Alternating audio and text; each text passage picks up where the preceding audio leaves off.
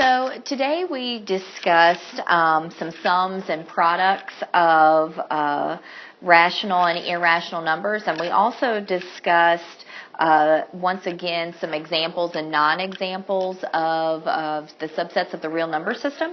So this is your homework for page 9 in your interactive notebook, and we are going to go over 1 through 5. We've already done the bottom in class. So it says a rational number is an integer. Well, you have to choose, is that sometimes true, always, or never true?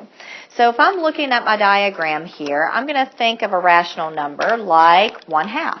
That is a fraction. But then another natural number could be, I'm going to think of an integer, like -3. So if you are inside the rational category, if you're an integer, you're a whole, you're a natural, then sure, you're rational. But 1/2 is not an integer.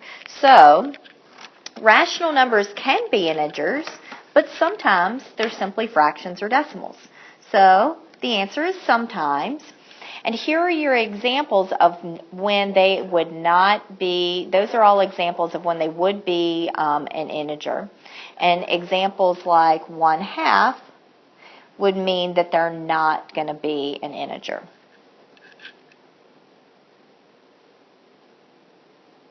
So that's why it's sometimes. Sometimes is usually the hardest one to figure out.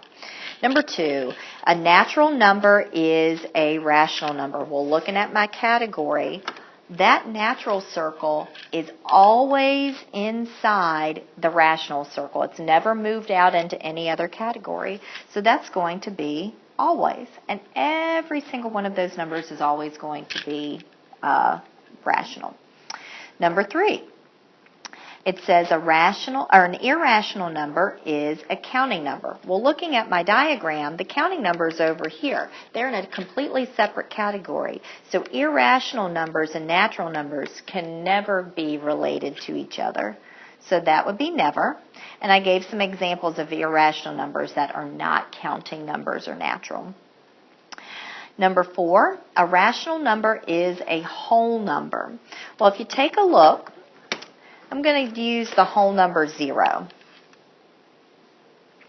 All right.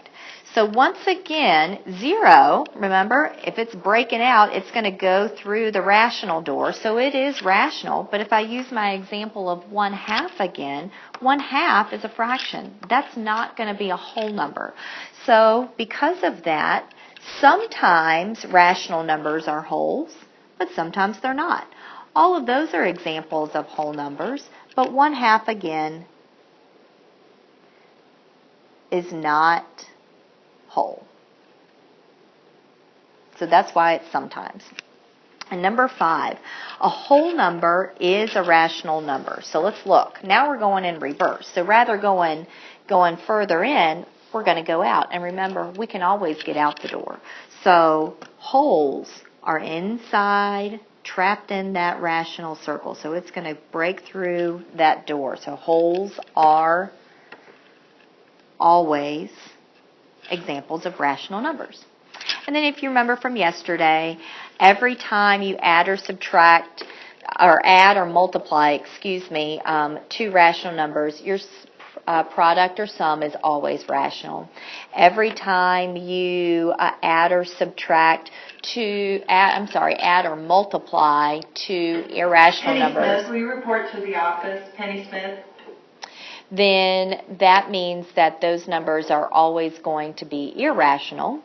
And every time you add or subtract one rational number and one irrational number, your solution is always going to be irrational.